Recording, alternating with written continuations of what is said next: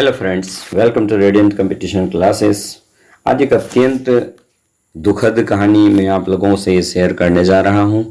यह हमारे प्रदेश के लिए अत्यंत ही दुखद पल है, अत्यंत ही दुखद क्षण है। सारे लोगों का एक सपना होता है कि वो बीपीएससी की तैयारी करे और बीपीएससी कंप्लीट करे और एक ऑफिसर बने और अपने प्रदेश की सेवा करे। लेकिन हमारा प्रदेश की शासन व्यवस्था, हमारे प्रदेश के आयोग इन लोगों के करतूत को देखते हुए, इन लोगों की स्थिति को देखते हुए ये साधारण परिवार के बच्चों का मन बिल्कुल ही टूट जाता है, दिल बिल्कुल ही टूट जाता है। ये किसी भी स्थिति में तैयारी करने योग्य अब नहीं रह जाते हैं। उनकी सपना बिल्कुल ही चूर हो जाती है, क्योंकि ये निश्चित रूप से सरकार की नाकामी कहा जा सकता है, आयोग की नाकामी कहा जा सकता है। आखिर ऐसे सेटरबाज लोगों को प्रशासन में रहने की क्या औचित्य है, ये समझ से परे है। इसका जवाब एक्चुअली पब्लिक को मिलकर के देना होगा, या फिर जो भी हो सोचना होगा कि आखिर ऐसा हो क्यों रहा है, आखिर इसके पीछे कौन से कारण जिम्मेदार है। इस पर भी हम लोगों को थोड़ा मंथन करने की आवश्यकता है। या सरकार को इसमें सबसे पहली बात, एग्ज़ाम कैंसिल कर देना ही इसका विकल्प नहीं है। एग्ज़ाम कैंसिल करने से पहले आपको थोड़ा सा सोचना चाहिए, या आप इस चीज़ पर गौर करना चाहिए कि आखिर इसके पीछे जिम्मेदार लोग कौन कौन से हैं। आरा में जैसा देखा गया, वीडियो वायरल है, या बच्चे वहाँ पर के स्टूडेंट्स हंगामा किए हैं कि आखिर एक रूम में बैठा करके एग्ज़ाम दिलाया जा रहा है, बाकी लोगों को वेट कराया जा रहा है। आखिर उस रूम में जितने भी लोग हैं, उस वीडियो फुटेज को देखकर उन तमाम लोगों की गिरफ्तारी की जानी चाहिए। ऐसे स्कूल की जो एफिलिएशन है उसको रद्द किया जाना चाहिए। आखिर ये स्कूल सेंटर का जो सुपरिटेंडेंट है उनसे गहन पूछताछ की जानी चाहिए। आखिर ऐसा क्यों हुआ, किसके कहने पर हुआ, सारे तथ्य सामने आ जाएंगे। निश्चित रूप से सारे तथ्य सामने आ जाएंगे। तो ऐसे करने की आवश्यकता है। सिर्फ एग्ज़ाम कैंसिल कर देना, फिर री एग्ज़ाम, क्या गारंटी है कि री एग्ज़ाम भी यदि हो तो फिर वो स्मूथ हो, इसकी कोई गारंटी तो नहीं है। लेकिन सबसे पहले इन लोगों को, जो बड़े बड़े सेटर हैं, उन लोगों को सबसे पहले गिरफ्तार करने की आवश्यकता है। आप यदि गिरफ्तार कर लेते हैं तो निश्चित रूप से कुछ न कुछ इसका प्रभाव पड़ेगा। तो क्वेश्चन अब देख करके ही क्या होगा दोस्तों, यदि आप बहुत बेहतर ही भी किए हैं तो बहुत बेहतर क्वेश्चन एक्चुअली उतना सारे लोगों के इच्छानुसार ही था, बहुत ही अच्छा लोग किए होंगे। खैर, अब इसका कोई औचित्य नहीं रह गया है। आप क्वेश्चन एक बार देखते हैं, आप देख सकते हैं, इसका कोई औचित्य नहीं रह गया है। सारा चीज़ व्यर्थ हो चुका है। अब कोई उम्मीद नहीं है। मैं सरकार से यही आशा करूंगा कि वो ऐसे लोगों को गिरफ्तार करे, ताकि साधारण फैमिली के जितने भी बच्चे बीपीएससी का एक सपना लिए हुए हैं उनका सपना साकार हो सके। अगर बार बार इस तरह से क्वेश्चन लीक होगा, सेटिंग होगा, बीपीएससी जैसे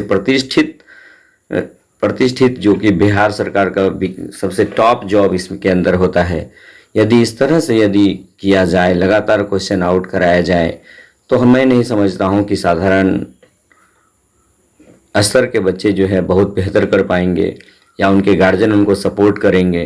कभी नहीं ऐसा होगा। या फिर अगर इस तरह से सेटिंग करके जो पदाधिकारी बनते हैं, या सेटिंग करके जो पदाधिकारी आएंगे, तो क्या वो प्रदेश की भलाई कर पाएंगे? ये प्रश्नवाचक चिन्ह इस पे है। क्या ये इस चीज़ को गंभीरता से सारे लोगों को सोचना चाहिए? क्या सेटिंग कर करके वो जो आएगा तो वो क्या पब्लिक सेवा करेगा? कभी नहीं। वो सिर्फ और सिर्फ घूस पे डिपेंड होगा, क्योंकि वो सिर्फ घूस दिया है घूस कमाने के लिए। वो सेवा करने का उनका कोई भावना नहीं होगा। सेवा तो वही कर सकता है जिसके अंदर टैलेंट होगा। जिसके अंदर टैलेंट ही नहीं होगा, वो जो सेटिंग बाज होगा, सेटिंग से आया हुआ पदाधिकारी होगा, वो कभी भी अपने क्षेत्र का या कभी किसी का निश्चित रूप से सेवा नहीं कर सकता। उसके अंदर सेवा भावना होगा ही नहीं, क्योंकि उसके अंदर नॉलेज ही नहीं होगा, तो वो सेवा क्या करेगा। तो इसलिए मैं गुजारिश करता हूँ और याद करता हूँ निवेदन करता हूं सरकार से कि ऐसे पदाधिकारी को सबसे पहले गिरफ्तार कर जेल भेजा जाए जो लोग सेटिंग में इंगेज हैं। जो पिछले बार भी ऐसा हुआ, औरंगाबाद में क्वेश्चन लीक हुआ तो सिर्फ औरंगाबाद का कैंसिल हुआ, बाकी लोग का नहीं, जिसके वजह से एक ऐतिहासिक कट ऑफ कुछ हुआ। 108 जनरल का कट ऑफ गया, जो कि रियल एग्जाम होने पर, क्वेश्चन आउट नहीं होने पर कभी भी 100 पार नहीं किया।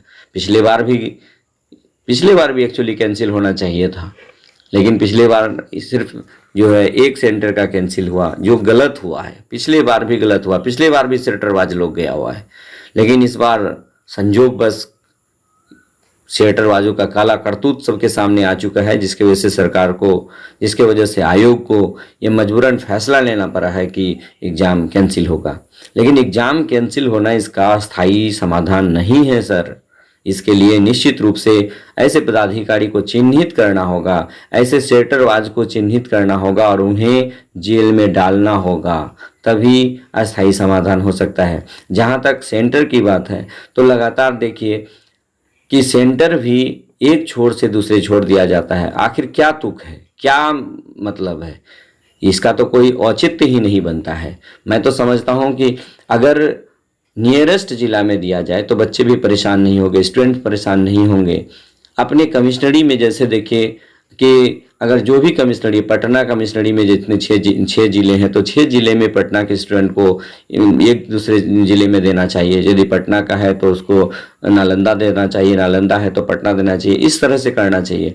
जबकि यहाँ क्या हो रहा है कि एकदम पूर्वी छोर किशनगंज वाले को कैमूर वाले को किशनगंज, पूर्वी चंपारण वाले को इधर कटिहार, पूर्णिया, ये क्या तरीका है? ये बिल्कुल ही गलत तरीका है। आयोग को इस पे भी थोड़ा सा सोचने की आवश्यकता है। आप इस तरह से परेशान नहीं कर सकते किसी को। इस तरह से परेशान करना निश्चित रूप से ये मानवता का हनन है। तो निश्चित रूप से थोड़ा इन तमाम समस्याओं पर थोड़ा सा ध्यान देने की आवश्यकता है। ठीक है, बस मैं और क्या बोलूं, सरकार को सोचना चाहिए, आगे आना चाहिए, इन तमाम पहलुओं पर एक बार चर्चा करने की आवश्यकता है। बस आज के वीडियो में इतना ही। धन्यवाद।